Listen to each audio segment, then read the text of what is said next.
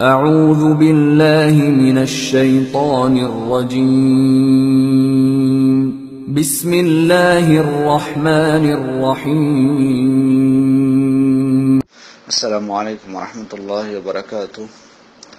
আমাদের একজন ভাই প্রশ্ন করেছেন যে রুকুর পরে আমরা যখন কুনুত পড়ব বেতর নামাজে তখন কিভাবে পড়ব, আমরা কি হাত ছেড়ে দিয়ে রাখবো না হাত বাঁধবো না কি করব।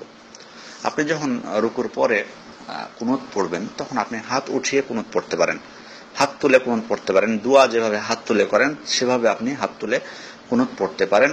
রাসূল সাল্লাল্লাহু আলাইহি ওয়াসাল্লাম থেকে সহিহ সূত্রে প্রমাণিত হয়েছে তিনি কুনুতে নাজিলা যখন পড়েছিলেন তখন তিনি ফরজ নামাজের পর কুনুতে নাজিলা যখন পড়েছিলেন তখন তিনি সেই কুনুতে হাত উঠিয়েছিলেন। আনাস রাদিয়াল্লাহু আনহু থেকে বর্ণিত হাদিস দ্বারা স্পষ্টভাবে সেটি প্রমাণিত হয়।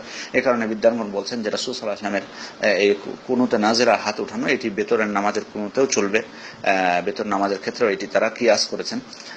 সুতরাং আপনি বেতর নামাজেও আপনি হাত উঠাতে পারেন, হাত উঠিয়ে আপনি যদি কুনুত পড়েন ইনশাআল্লাহ এটি ভালো।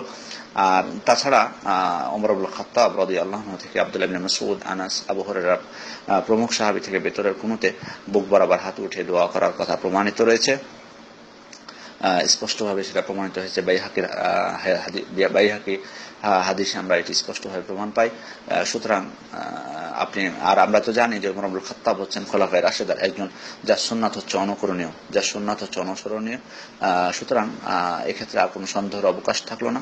তবে আপনি যদি হাত তুলতে না চান, আপনার ইচ্ছা আছে, তবে হাত তুলে কোনো পড়াটাই ভালো, যেমনটি বললাম। আসসালামু আলাইকুম ওয়া রাহমাতুল্লাহি ওয়া বারাকাতুহু।